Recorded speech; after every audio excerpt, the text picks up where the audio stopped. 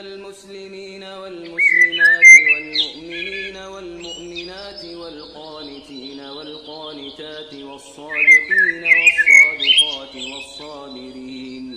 والصابرين والصابرات والخاشعين والخاشعات والمتصدقين والمتصدقات والصائمين والصائمات والحافظين فروجهم والحافظات والذاكرين الله كثيرا والذاكرات أعد الله لهم مغفرة وأجرا عظيما. وما كان لمؤمن ولا مؤمنة إذا قضى الله ورسوله